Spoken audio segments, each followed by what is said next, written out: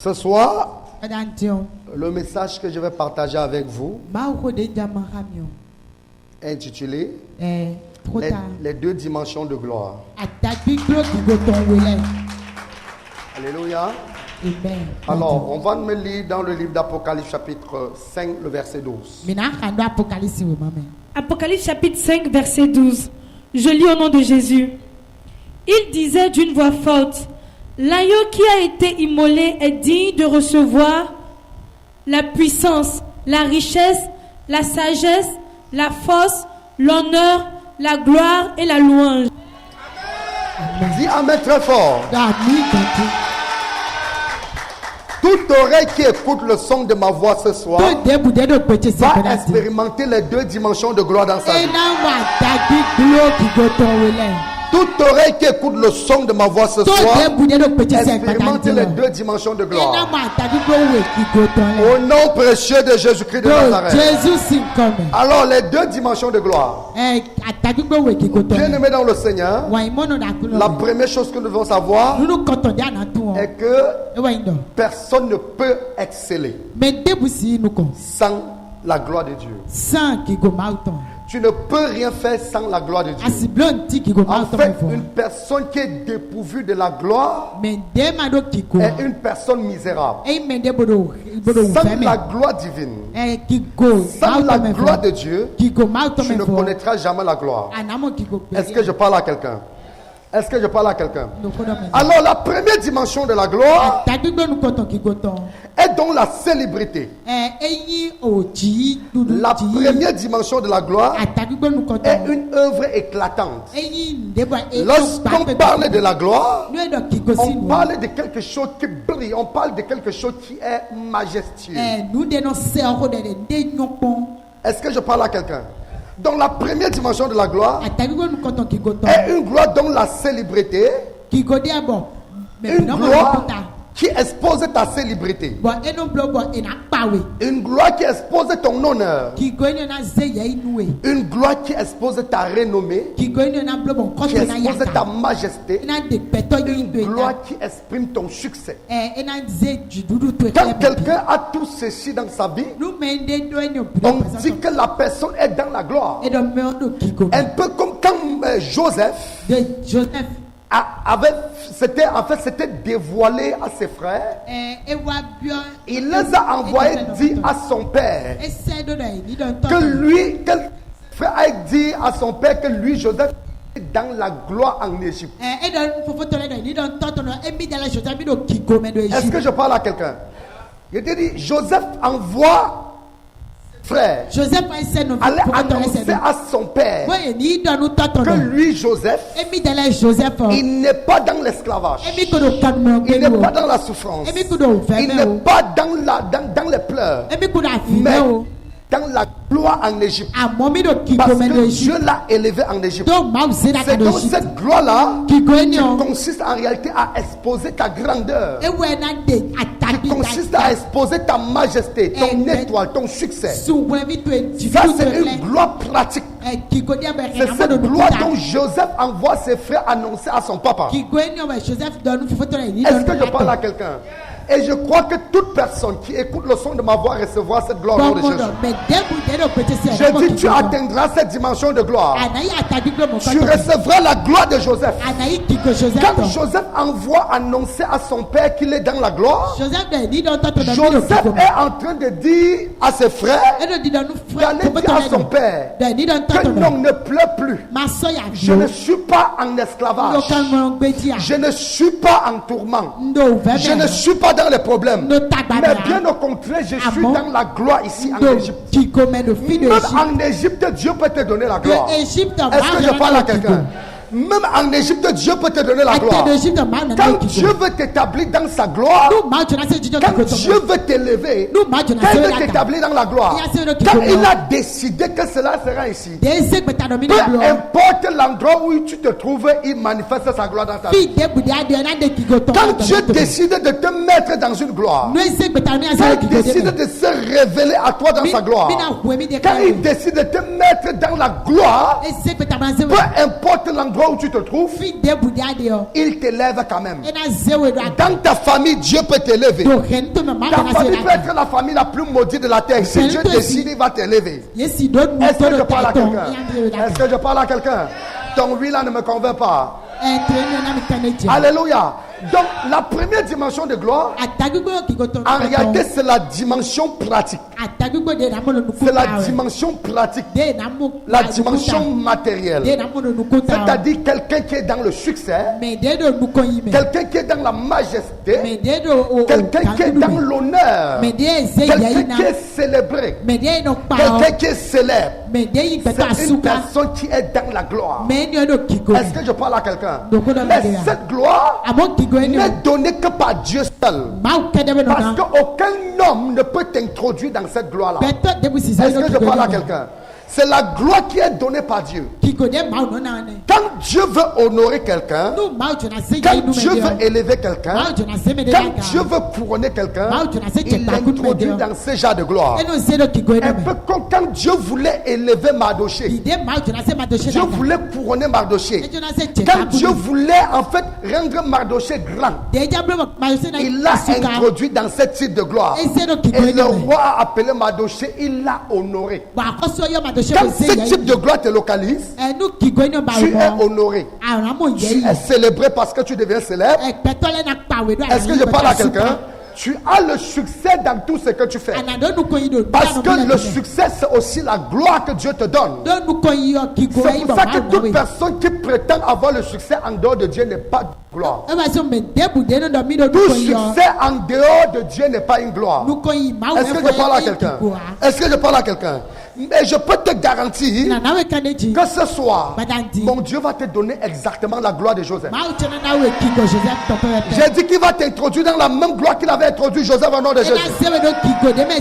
Dieu va te donner la gloire de Joseph. Peu importe ce que tu traverses, peu importe ce que tu as vécu, je déclare sur ta vie que de la même façon où Joseph était dans la gloire en Égypte, mon Dieu t'élève là où tu es. Mon Dieu t'accorde le succès là où tu es. Il t'accorde le succès dans ton travail. Il t'accorde le succès dans ton foyer. Il t'accorde le succès dans ta santé. Il t'accorde le succès dans tous les domaines de ta vie. Je croyais que quelqu'un allait donner un amen fort. Alors cette première dimension de gloire consiste à être élevé matériellement, pratiquement, physiquement. Ça, c'est la gloire que Joseph a eue. C'est la gloire que Mardoché a eue. C'est la gloire que Esther a eue. C'est la gloire que Salomon a eue. C'est la gloire que Abraham a eu. C'est la gloire que tous ceux qui ont été élevés matériellement, en honneur, en dignité, en célébrité, c'est ce type de gloire. Et je crois que mon Dieu veut que tu reçois cette gloire ce soir. Alléluia. Je prophétise dans la vie. Je prophétise dans la vie de quelqu'un une gloire comme la gloire de Joseph. Je prophétise la gloire de Salomon. Je prophétise la gloire de Mardoché. Je prophétise la gloire d'Esther. Je prophétise la gloire de David. Je prophétise la gloire de Daniel, la gloire d'Abraham, la gloire d'Isaac et la gloire de Jacob. Oh. Amen. Yes. Je libère ce soir l'onction de Kabod. L'onction de Kabod dans la vie de quelqu'un. Vous savez, le mot gloire en hébreu c'est Kabod. Et la traduction ou alors l'explication de Kabod signifie quelque chose de lourd, de puissamment lourd. Quand on te bénit et on t'introduit dans Kabod, ça signifie qu'on t'introduit dans quelque chose de très lourd, de très puissant, de très fort. Et ce soir, mon Dieu va te mettre dans Kabod au nom de Jésus. Je dis qu'il te met dans Kabod au nom de Jésus. Il te met dans Kabod au nom de Jésus. Cette dimension de gloire, c'est la gloire qui est réservée à ceux qui reçoivent la présence de Dieu. Cette dimension de gloire, cette première dimension de gloire, c'est la gloire qui est donnée à ceux qui sont fidèles. Est-ce que je parle à quelqu'un? Cette première dimension de gloire, c'est à ceux qui respectent Dieu et attrapent la présence de Dieu. Cette première dimension de gloire est une dimension qui t'élève déchu de tes ennemis. Cette première dimension de gloire est une dimension qui te ramasse de la boue et te met sur le trône. Cette première dimension de gloire est la dimension qui te ramasse de l'herbe et fait de toi quelqu'un d'important. Parce que ce que nous devons savoir, la dimension de gloire que Esther a eu, c'est ce type de gloire qui peut la ramasser d'une orpheline et faire d'elle une reine. Ça, c'est la gloire qui consiste à t'élever au-dessus du trône. Quelqu'un reçoit cette gloire. Quelqu'un reçoit cette gloire. Quelqu'un reçoit cette gloire. Je vois mon Dieu te prendre des zéros et faire de toi un héros. Je vois mon Dieu te prendre des zéros et faire de toi un héros. De la même façon, Dieu a élevé Esther, qui était une orpheline.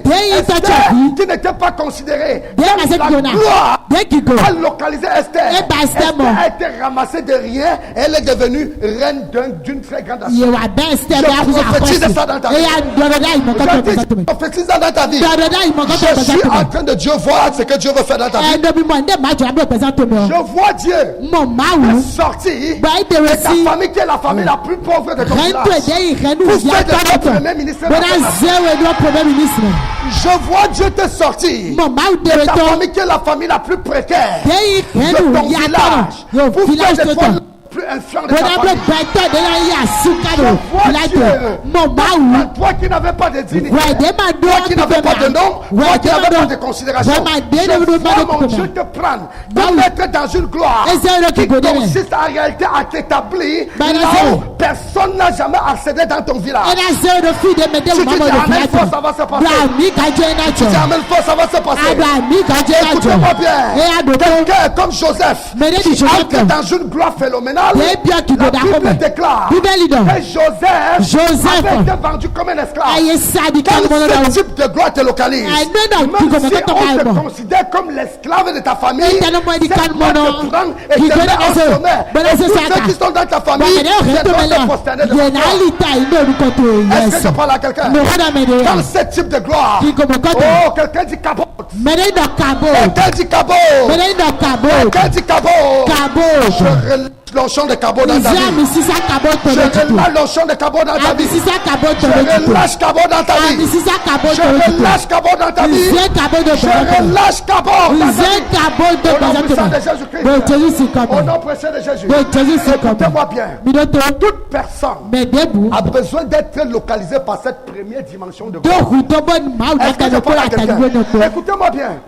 Oubliez ceux qui pensent qu'ils sont dans la gloire sans Jésus. Parce qu'il n'y a pas de gloire sans Jésus. Dis, il n'y a pas sans Jésus. Il n'y a pas de gloire sans Jésus. Et je vais vous expliquer le pourquoi il n'y a pas de gloire sans Jésus. Toute gloire, tout ce qu'on considère comme gloire sans Jésus-Christ n'est pas une gloire parce que le temps viendra, ça va s'éteindre. Est-ce que je parle à quelqu'un? Tout ce qu'on considère comme gloire sans Jésus est comme un feu de paille qui va s'éteindre très bientôt. Mais la gloire qui vient de Dieu est une gloire éternelle. Est une gloire qui part toujours. C'est une gloire. Donc tu jouis de ça. Tes enfants viennent jouir de ça. Les enfants de tes enfants viennent jouir de ça. Plusieurs générations. Tout ce qui s'arrête sur toi et finit sur toi n'est pas une gloire. Est-ce que je parle à quelqu'un? J'ai dit tout ce qui s'arrête sur toi et finit sur toi n'est pas une gloire. Si tu es prospère, tu reçois des bénédictions, tu es élevé, et après ta mort, tes enfants tombent dans la pauvreté. Tous ceux qui sont autour de toi deviennent pauvres. Il faut savoir que tu n'étais pas dans la gloire. Tu étais dans le feu de paille. Tu étais dans la tromperie de Satan. Parce qu'une vraie gloire, c'est le type de gloire de David. Glorifié, couronné sur le trône. Après lui, Salomon était roi. Est-ce que je parle à quelqu'un? Quand tu reçois ce type de gloire là, après toi, c'est lui qui te suit est glorifié. C'est lui qui te suit bénéficie de ce type de gloire. Quand tu as ce type de gloire qui vient de Dieu, comme Abraham, il a été béni. Est entré exactement dans cette même promesse, dans cette même gloire. Et de la même façon, Abraham était élevé en gloire. Isaac aussi a été élevé en gloire. Jacob est venu être élevé en gloire. Même Esaü qui était sous malédiction. Est-ce que je parle à quelqu'un? Je dis même Esaïe était quelqu'un haï depuis le sein de sa mère. Il a bénéficié de cette même gloire. Parce que vous devez voir. La Bible dit que Esaïe était riche. Est-ce que je parle à quelqu'un? Est-ce qu'Esaïe était riche? Est-ce qu'Esaïe était riche? Gloire d'Abraham qui continue de les localiser. Localiser jusqu'à arriver en Égypte. Cette gloire, une nouvelle gloire a localisé Joseph. Et ça a continué ainsi. Ton père n'était pas dans la gloire. Ta mère n'avait pas connu de gloire. Ton père n'avait pas connu de gloire. Mais je peux te dire aujourd'hui, mon Dieu crée une nouvelle histoire. Je dis mon Dieu établit une nouvelle alliance de gloire. Écoutez-moi bien. Ce qui m'a touché. Pendant que les autres enfants de Jacob attendaient bénéficier de la gloire d'Abraham qui s'est transmis sur Isaac. Jacob. Pendant que les autres enfants attendaient que ça quitte de Jacob sur eux, Joseph a décidé de tisser son propre alliance de gloire.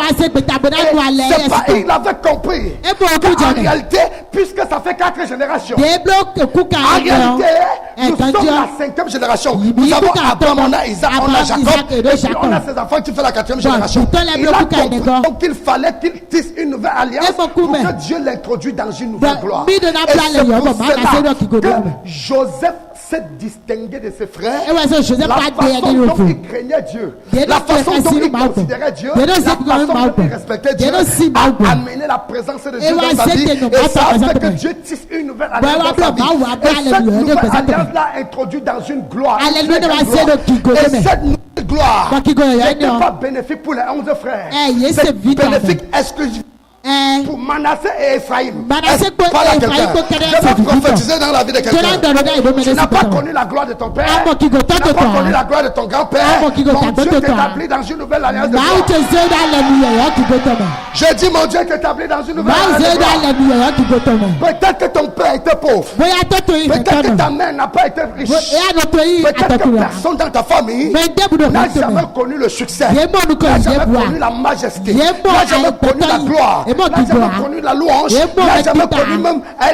Je te dis ce soir, tes enfants ne seront pas comme ça. Je te dis ce soir que tu seras élevé matériellement. Prophétiser. Peut-être que ton père est mort en location, ton grand-père est mort en location, et toi tu es sur le point de payer en location. Je frappe mon pied par terre. Je dis tu vas construire.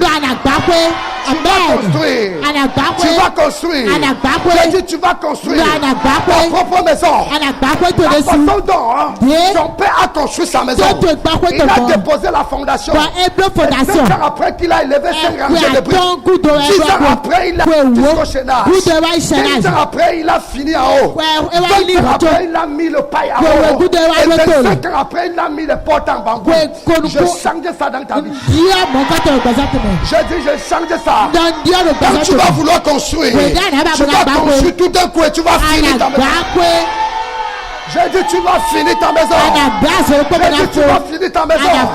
Je prophétise que la gloire physique te localise. La gloire physique te localise. La gloire matérielle te localise. Cette première dimension de gloire. Cette première dimension de gloire te localise. Écoutez bien. Écoutez. Je vous explique quelque chose. La Bible dit Esther, elle avait perdu son père et sa mère. Écoutez-moi bien. La première chose que nous remarquons est que Esther était seule. Donc son père et sa mère avaient engendré seulement un seul enfant. Est-ce que je parle à quelqu'un? Donc le père et la mère d'Esther avaient un problème de procréation, un problème de multiplication. Et cette malédiction devait suivre Esther Est-ce que je parle à quelqu'un? Esther était la fille unique, donc le père et la mère n'ont pas pu faire plus d'un enfant. Ça, c'est la première chose qu'il faut noter dans la vie d'Esther. La deuxième chose que nous devons noter dans la vie d'Esther, est que les parents d'Esther sont morts très jeunes. Ils sont morts très jeunes. Ça veut dire que le père et la mère étaient maudits jusqu'aux dents. La troisième chose que savoir est que le père et la mère d'Esther n'ont pas pu laisser même un petit bâtiment avant de mourir. C'était des locataires, ils n'avaient pas de maison. C'est la raison pour laquelle Mardoché était obligé. Je soupçonne même que les deux là vivaient chez Mardoché. Ils n'avaient pas de maison. Est-ce que je parle à quelqu'un? C'était des gens extrêmement pauvres. La preuve, même Mardoché qui était pauvre était plus riche qu'eux. Mardoché qui était vu comme un pauvre était 1000 fois plus que le père et la mère d'Esther. Ça veut dire qu'Esther était d'une famille qui était une famille sans gloire, une famille qui a zéro gloire. Vous ne parvenez pas sur le plan de la procréation, il n'y a pas une gloire. Sur le plan même de la vie, de la longévité, il n'y a pas une gloire. Sur le plan matériel, avoir même un toit pour vivre, ils n'ont pas un toit, ils n'ont pas de gloire. Et cette malédiction était partie pour sur Esther. Mais comme c'était quelqu'un qui avait la crainte de Dieu, Esther a tissé son alliance avec Dieu. Et quand Dieu a voulu faire ce qu'il voulait faire, il a localisé Esther. Et c'est cette grâce qui est venue sur sa vie et ça a amené une nouvelle gloire. Cette gloire a donc ramassé Esther qui n'avait pas de gloire, Esther qui n'avait pas de considération, Esther qui n'avait pas de connaissance, Esther d'abord elle n'était pas allée à l'école, Esther qui était une petite orpheline qui était utilisée comme une ménagère dans la maison de Mardoché. C'était même Esther que le Dieu du ciel a ramassé et l'a glorifiée. Elle est devenue d'un palais. Je veux prophétiser dans la vie de toute personne qui attend le son de ma voix. En ce moment, je prophétise, peu importe comment tes parents étaient, mon Dieu t'introduit dans la première dimension de gloire. Je dis mon Dieu t'introduit dans la première dimension de gloire. Mon Dieu t'introduit dans la première dimension de gloire. Mon Dieu t'introduit dans la première dimension. Je te dis amen force. Amen. Donne-moi un amen plus que ça. Est-ce que je parle à quelqu'un? Oh, écoutez-moi bien.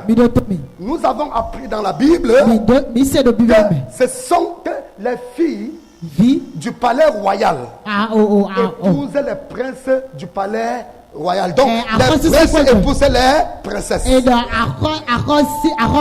pas le contraire. L'histoire de la Bible est que c'est les princes qui épousaient. Donc un prince épouse une princesse, épouse une femme, il faut que cette dernière soit une princesse. Il faut qu'elle soit fille d'un autre roi. Nous avons vu l'exemple avec ça. Nous avons vu l'exemple avec beaucoup d'autres personnes. Est-ce que je parle à quelqu'un? Est-ce que je parle à quelqu'un? Mais Esther, la grâce, la gloire d'Esther était une gloire extrêmement grande. Parce que, écoutez-moi bien, au lieu d'épouser un prince, elle a épousé le sommet, le roi. Est-ce que je parle à quelqu'un? En fait, la gloire de Dieu vient t'introduire là où personne ne peut imaginer. La gloire de Dieu vient t'amener là où personne ne peut imaginer. Et cette première dimension de gloire, je vois cette gloire briller sur ta vie ce soir. Je dis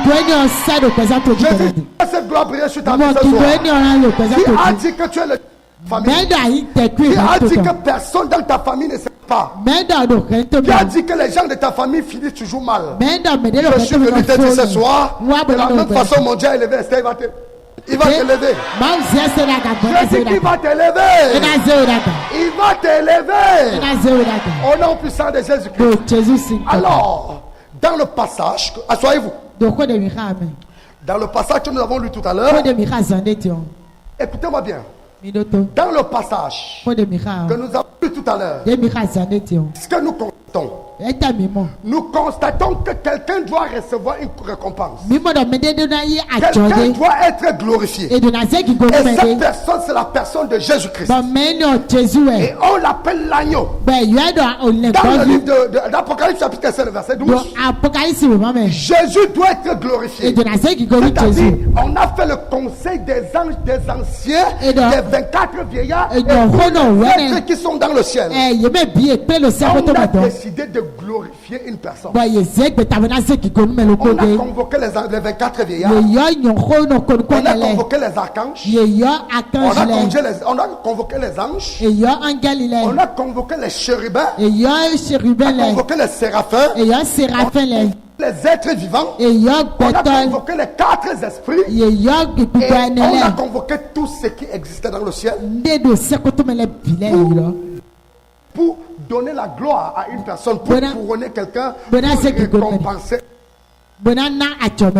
Cette personne s'appelle Jésus-Christ. Et quand nous lisons bien le passage, la Bible déclare.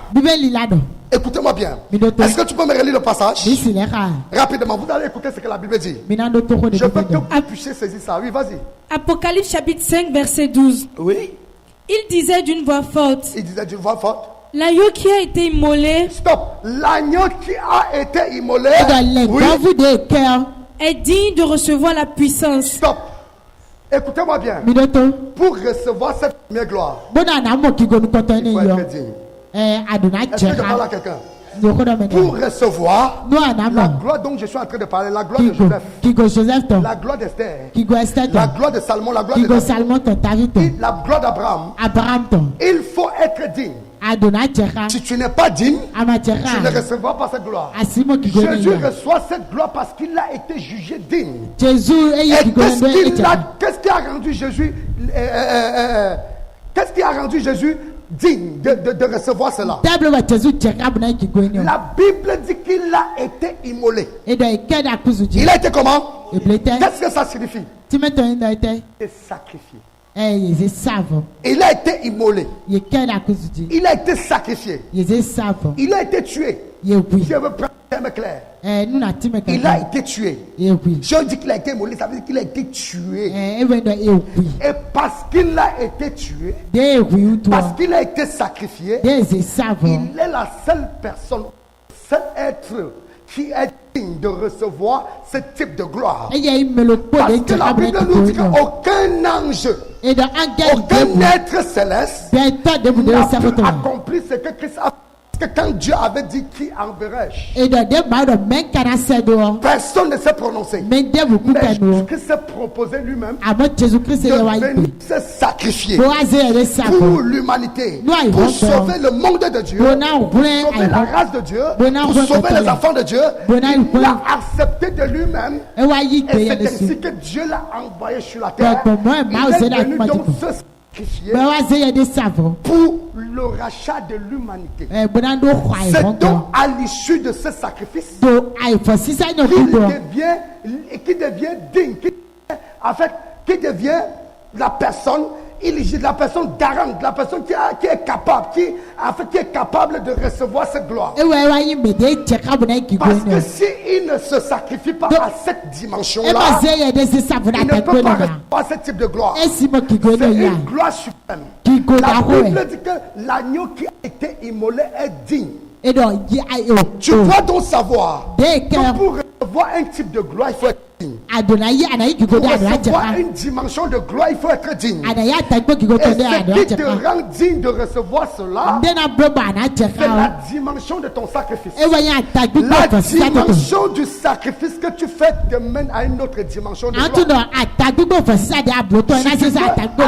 des grandes dimensions de gloire, il faut poser des grands sacrifices. La dimension de ton sacrifice t'introduit dans une très grande dimension de gloire. En fait, tu ne peux pas recevoir une gloire au-delà de la dimension du sacrifice. Le type de gloire que Jésus a reçu, C'est proportionnel à la dimension de sacrifice qu'il avait fait. Est-ce que je parle à quelqu'un? C'était proportionnel à la dimension de sacrifice qu'il a fait. C'est d'ailleurs la raison pour laquelle, quand vous lisez la Bible, vous comprenez que Joseph a payé un prix fort pour être là où il était. Joseph ne s'est pas retrouvé sur le trône de Pharaon pour ça. Est-ce que Joseph a été parachuté sur le trône? Est-ce que Joseph a été envoyé sur le trône? Ce n'était pas une faveur. Je répète, ce n'était pas une faveur. Il avait payé le prix qu'il fallait. La gloire de Joseph l'a coûté quoi? La liberté. Est-ce que je parle à quelqu'un? La gloire de Joseph l'a coûté quoi? Sa dignité. Ça l'a coûté quoi? Il a été esclave. Il a été en fait accusé. Il a été prison. Mais parce qu'il est resté connecté, il est resté soudé, il est resté fidèle. Il est donc entré dans une autre dimension de gloire. Pour entrer dans une autre dimension de gloire, il faut donc payer un sacrifice qui te permet d'entrer dans cette dimension. C'est la dimension de ton sacrifice qui ouvre une nouvelle porte à une gloire. Est-ce que je parle à quelqu'un? La gloire ne vient pas comme par hasard. La gloire vient après un sacrifice. C'est on dit l'agneau qui a été immolé. L'agneau qui a été immolé. En d'autres termes, la personne qui a été tuée. La personne qui a été sacrifiée. Est-ce que je parle à quelqu'un? C'est cette personne qui est digne de recevoir l'honneur, la gloire, la louange, la majesté. Il est digne de recevoir la force, la puissance, le succès. En fait, c'est la personne qui a été sacrifiée qui est digne de voir. On a cité dans le Apocalypse chapitre 7.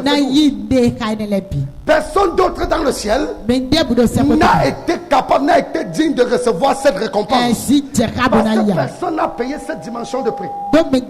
Tu veux donc avoir des très grandes gloires. Il faut que tu payes le prix qu'il faut pour atteindre cette dimension. Est-ce que je parle à quelqu'un? Est-ce que je suis en train de parler à quelqu'un? Je veux parler à quelqu'un. Vous pensez qu'on a pris David comme ça, on l'a parachuté sur le trône? Vous savez ce que le trône de David l'a coûté? Le trône de David l'a coûté tellement de choses. Pour que David soit enfin glorifié comme il avait connu cette gloire. Pour que David ait la richesse qu'il a eue. Pour que David s'asseye sur le trône et dise je suis le roi d'Israël. Il a fallu premièrement que David soit rejeté par sa propre famille. Est-ce que vous savez que David était rejeté par sa propre famille? Pendant que les autres vivaient à la maison avec le père, mangeaient des caviars, mangeaient des gros poissons, mangeaient de la bonne nourriture, David a été rejeté et envoyé en brousse pour manger les souterrains, mourir dans le froid, manger les animaux. Ça c'est le premier sacrifice de David. Pendant que les autres dorment chez eux, ils sont en train de ronfler. Ils sont à l'église, ils dorment à l'église, ils prient à l'église, et vous voulez avoir la même récompense. Dis à ton voisin jamais. Pendant que les autres vaguent à l'occupation, ils mangent les shawarma, les hamburgers, ils partent manger ces choses. Les autres sont en jeûne, sont en train de prier, sont en train d'évangéliser. Vous ne pouvez pas avoir la même dimension de gloire. Est-ce que je parle à quelqu'un? Vous ne pouvez pas avoir la même dimension de gloire. David ne peut pas être en forêt en train de se sacrifier, risquer sa vie. Parce que la Bible dit on l'avait confié un troupeau de bêtes. Et il gardait, et par moment, les lions et les loups venaient arracher une brebis. Vous savez pourquoi David poursuivait le loup, poursuivait le lion et arrachait la brebis? Parce que si son père vient monter et trouve qu'un a manqué, il va le pendre. Est-ce que quelqu'un? C'est parce que David savait que non, les gens ne m'aiment pas. Si dit qu'il y a un loup qui est venu manger une bête, ils vont me l'appeler. C'est ça qui a donné le courage à David de pourchasser la bête, de pourchasser le lion et le loup, attraper et déchirer sa gueule. Dis à ton voisin, ce qui ne te tue pas te fortifie. Ce qui ne te tue pas te bâtit. Est-ce que je parle à quelqu'un? Donc, il a été rejeté. David a été rejeté par sa propre famille. Donc, ne soyez pas surpris que David a suprême. Parce que Jésus lui-même a dit, la pierre qu'a rejeté les bâtisseurs est devenue la pierre de l'angle. Tous ceux qui sont rejetés, méprisés, abandonnés, Dieu va les prendre, les utiliser et faire les pierres angulaires de leur famille. Tous ceux qui sont méprisés au sein de la famille, tous ceux qui ont le compte, c'est cela que Dieu va ramasser. Il va faire les pierres angulaires de la famille. Je prophétise que tu deviens pierre angulaire de ta famille. Que tu deviens la pierre angulaire de ta famille. Que tu deviens la pierre angulaire de ta famille. Les gens te méprisent. Ils te méprisent tellement que quand on organise des réunions familiales, on ne t'informe pas. Parce qu'on va dire que est-ce qu'on compte celui-là parmi nos frères? Il a guéri dans notre famille que par accident. Celui-là, on ne le considère pas. Même si tu es le premier-né. On t'a tellement rejeté que quand on parle, tu parles, c'est comme si ça sentait. Il y a des gens qui au sein de leur famille, quand on parle jusqu'à ils donnent leur point de vue, ça fait mal à la dent. Il a parlé. Est-ce que je parle à quelqu'un? Il y a des gens tellement méprisés que quand on les regarde comme ça, on les multiplie par zéro. Est-ce que je parle à quelqu'un? On les multiplie par zéro. En fait, ils sont rien. La dimension de ton sacrifice te fait accéder à des grandes dimensions de gloire. Est-ce que je parle à quelqu'un? Est-ce que vous savez? Est-ce que vous savez? Écoutez-moi bien. Depuis la création du tout premier royaume d'Israël jusqu'à nos jours, il n'y a jamais eu un roi comme le roi David. Est-ce que vous comprenez? Je reprends. Depuis la création du royaume d'Israël. Parce que le royaume d'Israël a été créé avant qu'il y ait le schisme, avant qu'il y ait division. Est-ce que je parle à quelqu'un? Je dis depuis cette époque jusqu'aujourd'hui, il n'y a jamais eu aucun roi qui a atteint la dimension de David. Sur tous les plans. Est-ce que je parle à quelqu'un? Parce que David était un roi spécial. Et qu'est-ce qui faisait de David le roi spécial? C'était la dimension de son sacrifice. Un roi que Dieu s'assoit. Écoutez-moi bien. Dieu n'a jamais dit ça à Noé. Il n'a pas dit ça à Abraham. Il n'a pas dit ça à Jacob. Même à Moïse, il n'a pas dit ça. J'ai dit, même à Moïse. Dieu n'a pas dit ça. Est-ce que je parle à quelqu'un? La seule personne que Dieu a déclaré, celui-ci c'est l'homme selon mon cœur. C'est qui? C'est qui? Je répète, même à Moïse, Dieu n'a pas dit ça. David était quelqu'un qui opérait sous 3 manteaux. David opérait comme un roi. Il opérait comme un sacrificateur. Il opérait comme un prophète. Mais nous avons connu quelqu'un qui a tenté d'opérer comme un sacrificateur. Dieu l'a destitué.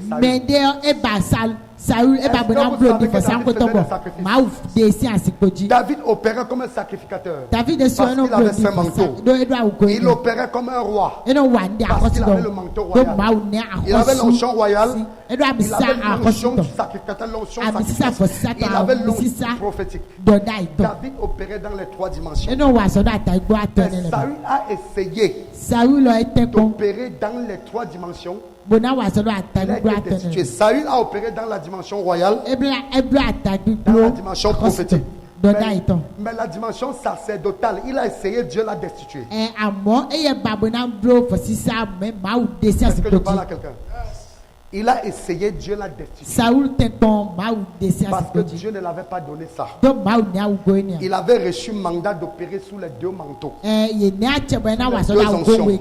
À l'issue de la rencontre qu'il avait rencontrée avec les 3 hommes qui avaient 3 pains, il avait reçu 2 pains. Est-ce que je parle à quelqu'un? Donc, voyez, David La dimension de la gloire que David a connue, c'était une dimension extrême. Il a payé le prix pour ça. Il a été rejeté par sa famille. Ça, c'est le premier combat de David. Et étant rejeté par sa famille, il s'est retrouvé face aux bêtes féroces. Il a combattu contre les loups, contre les grands prédateurs de la forêt. Il a gagné. Il est allé, il a combattu contre Goliath. Il a gagné. Il a mené le plus gros combat. Le plus gros combat de David n'était pas contre Goliath, c'était contre Saül. Ton plus gros combat, c'est avec celui qui dort avec toi. Le combat le plus dangereux de ta vie, c'est celui que tu mènes avec celui qui vit avec toi. Il est fort probable de perdre la guerre ou la bataille avec celui qui reste avec toi que de perdre la bataille avec celui qui est à l'extérieur. C'est pour ça que la guerre symétrique est très difficile à remporter qu'une guerre contre une nation. Si une partie de ton peuple se lève et va en guerre avec toi, il est fort probable que tu perdes la guerre. Mais si la nation se lève et va en guerre contre toi, tu peux gagner. Est-ce que je parle à quelqu'un? Est-ce que je parle à quelqu'un?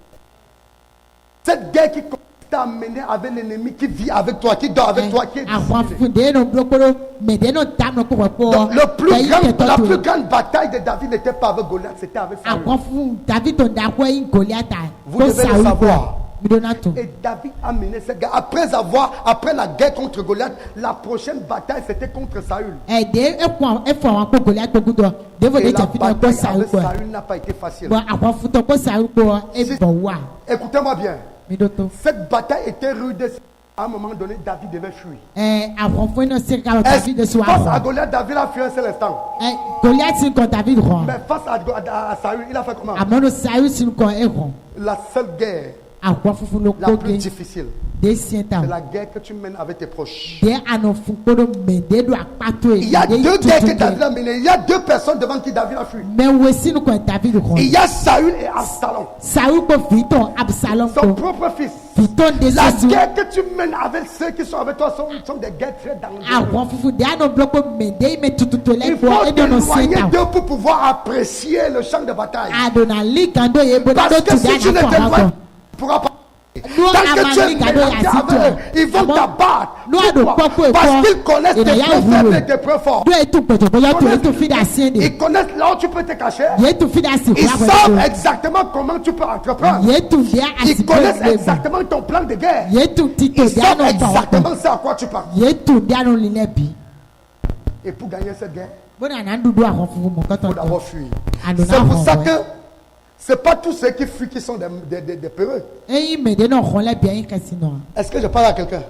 J'ai dit, ce n'est pas tous ceux qui fuient devant les situations qui sont des peureux. Il y a des situations qu'il faut pour mieux apprécier avant de venir attaquer. Est-ce que je parle à quelqu'un? Mais quand un ennemi t'attaque, il ne connaît pas le plan de guerre, il ne connaît pas ta tactique. Mais quand celui qui connaît la raison pour laquelle quand ton armée se lève et fait un coup d'état contre toi, ça réussit toujours, c'est parce qu'il connaît le plan, il te maîtrise plus que tout le monde. Vous avez déjà une armée sortie de l'aide pour faire un coup d'état à quelqu'un sur place? Ça se passe comment? C'est toujours la garde présidentielle. Même pas une garde régulière, même pas une garde qui est dehors. C'est toujours la garde présidentielle. Qu'est-ce que je suis en train de dire? Vous devez savoir que le combat qu'on mène en interne sont des combats plus violents qui détruisent plus que le combat qui vient de nous. Parce que le combat interne, par moment, il y a le sentiment qui peut entrer. Il y a la pitié qui peut entrer. Il y a des choses qui peuvent entrer. Et ça t'empêche d'agir. Donc, vous devez donc savoir que la dimension de gloire que David a eue, c'était parce qu'il a payé le prix qu'il fallait. Est-ce que je parle à quelqu'un?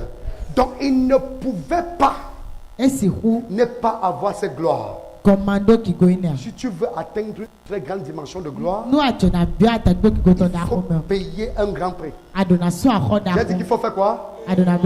Il faut payer un grand prix. Nous sommes en train de finir 10 jours de jeûne. Aujourd'hui, c'est le 40e. C'est le 40e. Le 25, n'est-ce pas? Alléluia. Le 29, nous finissons avec les 90 jours de jeûne. Écoutez-moi bien. Durant cette période, il y a des gens qui se sont sacrifiés, qui se sont donnés, ont porté l'œuvre, ont porté la mission. Il y a des gens qui venaient dormir ici là, pendant la première phase et pendant la deuxième phase. Dis-moi, quand Dieu va vouloir récompenser ceux qui accompagnaient ce mouvement, vous pensez qu'il va récompenser les gens au même titre? Est-ce qu'il va récompenser les gens? Non, vous n'avez pas payé les mêmes prix, vous n'avez pas droit à la même récompense. Payez les mêmes prix, vous n'avez pas droit à la même récompense. Donc, tu dois savoir qu'il y a plusieurs dimensions de gloire. Mais les gens n'accèdent pas à la grande dimension de gloire tout simplement parce qu'ils ne veulent pas payer le prix qu'il faut. Donc, quand la Bible dit dans l'Apocalypse chapitre 5, le verset, il dit l'agneau qui a été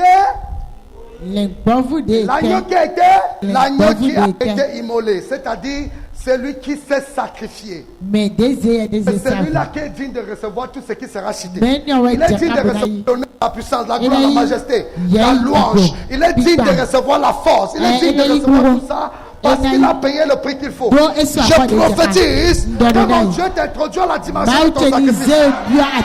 Que mon Dieu t'introduit à la dimension de ton sacrifice. La dimension de ton sacrifice. Si tu dis Amen fort, c'est passé. Si tu dis Amen fort, ça va se passer. Si tu dis Amen fort, ça va se passer. Est-ce que je parle à quelqu'un? Donc là, c'est la première dimension de gloire. Maintenant, je veux parler donc de la deuxième dimension de gloire. La deuxième dimension de gloire, vous devez savoir que la deuxième dimension de gloire, c'est la présence de Dieu. Est-ce que je parle à quelqu'un? La deuxième dimension de gloire, c'est la présence de Dieu. Nous allons lire dans le livre des Exode. Lis-moi dans le livre d'Exode. Exode chapitre 24, le verset 16. Exode chapitre 24, verset 16. Je lis au nom de Jésus. La gloire de l'Éternel se reposa sur la montagne de Sinaï et la nuée le couvrit pendant 6 jours. La gloire de l'Éternel se reposa sur la montagne de Sinaï. Tout lieu où est reposée la gloire de Dieu, la présence de Dieu, est un lieu de gloire. Partout où il y a la présence de Dieu, cet endroit a la gloire. Est-ce que je parle à quelqu'un? Une église qui n'a pas la présence de Dieu est une église sans gloire. Un homme de Dieu qui ne porte pas la présence de Dieu est un homme de Dieu sans gloire. Un appelé qui ne porte pas la présence de Dieu est un appelé sans gloire. Donc la deuxième dimension de gloire, c'est la dimension de la présence de Dieu. Et vous allez comprendre. La Bible nous dit que quand Moïse était allé sur le mont Sinaï, puisque Dieu était là, il est entré dans la présence de Dieu. Et quand Moïse est redescendu du mont Sinaï, qu'est-ce qui s'est passé? Qu'est-ce qui s'est passé? La Bible dit que le visage de Moïse rayonnait de la gloire, que personne ne pouvait le regarder. Moïse, pour parler au peuple d'Israël, était obligé de mettre un voile pour pouvoir les parler. Parce que son visage reflétait tellement la gloire que personne ne pouvait le regarder. Quand tu entres dans la présence de Dieu, quand tu entres là où la présence de Dieu est effective, ta lumière. Est-ce que je parle à quelqu'un? Dis bien. Quand tu entres dans la présence de Dieu, quand tu entres où la présence de Dieu est effective, tout brille dans ta vie. Ton mariage brille, ta santé brille, tes affaires brillent, ton travail brille, tout ce que tu fais, tu brilles, ta vie brille. Est-ce que je parle à quelqu'un? Vous n'avez jamais vu une sœur qui porte la présence de Dieu? Même si elle est laide n'importe comment. Le jour qu'un gentleman va arriver à l'église pour chercher une fille à épouser, c'est elle qu'on va localiser. Pourquoi? Parce qu'elle brille. La gloire de Dieu l'a fait briller. C'est elle qu'on voit. Est-ce que je parle à quelqu'un? Quand la gloire de Dieu localise quelqu'un, quand la présence de Dieu est quelque part, tous ceux qui entrent dans cette présence sont visités. Quand quelqu'un porte la présence de Dieu, il fait éclater la gloire de Dieu. Lorsque Jésus-Christ s'en va voir Marie, Marthe est en train de pleurer. Elle est en train de pleurer pour la mort de Lazare. Qu'est-ce que Jésus lui dit dans le livre de Jean chapitre 11? Jésus lui dit quoi? Ne t'ai-je pas dit que si tu crois, tu verras la gloire de Dieu? C'est parce qu'il savait qu'il portait la gloire de Dieu. Et quand quelqu'un porte la gloire de Dieu, à chaque fois, il fait éclater sa gloire. Quand tu portes la gloire de Dieu, partout tu parles, la gloire de Dieu s'éclate. Quand tu portes la gloire de Dieu, là où tu mets ton pied, le miracle s'opère. Tu portes la gloire de Dieu, là où tu vas, les malades sont guéris. Quand tu portes la gloire de Dieu, là les gens sont morts, les morts ressuscitent. Quand tu portes la gloire de Dieu, là où tu mets ton pied, les démons tremblent. C'était parce que Jésus portait la gloire de Dieu. Je dis que cette situation est arrivée afin que la gloire de Dieu s'éclate à travers moi. Je répète. Il dit, cette situation s'est produite pour que par elle, la gloire de Dieu s'éclate. À travers qui? Parce qu'il porte la présence de Dieu. Il porte la présence de Dieu. C'est pour ça que nous devons porter la présence de Dieu. La mission bonne nouvelle est une terre où il y a la présence de Dieu. Et tous ceux qui entrent ici, étant connectés, cette présence les localise. Regardez Moïse entrer dans la présence de Dieu. Et quand il ressort, qu'est-ce qui se passe? Qu'est-ce qui se passe? Je vais vous dire que la présence de Dieu est terrible. Est-ce qu'avant que Jésus n'aille faire 40 jours et 40 nuits, il avait opéré un miracle? Est-ce qu'il avait opéré un miracle? Est-ce qu'il avait opéré un miracle? Pourquoi? Il ne portait pas encore la présence. Quand il alla à la montagne, il est descendu, qu'il a commencé à ressusciter les morts, guérir les malades, transformer l'homme, marcher sur l'eau, guérir les malades. Il a commencé à opérer toutes ces choses. C'est après les 40 jours et les 40 nuits, parce qu'il est allé dans la présence de Dieu porter sa présence. Est-ce qu'avant que Pierre et les autres n'aillent à la chambre haute, est-ce qu'ils avaient opéré un miracle un jour? Si ce n'était sous le mandat de Jésus. Mais quand ils sont allés ils sont descendus. Quand ils sont descendus le même jour, il y avait des miracles qui s'opéraient. Il y avait des conversions par-ci par-là. Les morts ressuscitaient. Les paralytiques, les aveugles le voyaient. Il y avait toutes sortes de miracles. Pourquoi? Pourquoi? Quoi? La première dimension de la gloire matérielle. La deuxième dimension de gloire, c'est la présence de Dieu. Et vous devez savoir que celui qui porte la présence de Dieu, la gloire qui est la présence de Dieu, opère les miracles. Et expérimente le miracle. Et c'est le port qui a été visité de la gloire matérielle, la première dimension de gloire. Là est élevé matériellement, pratiquement, physiquement, dans tous les dimensions.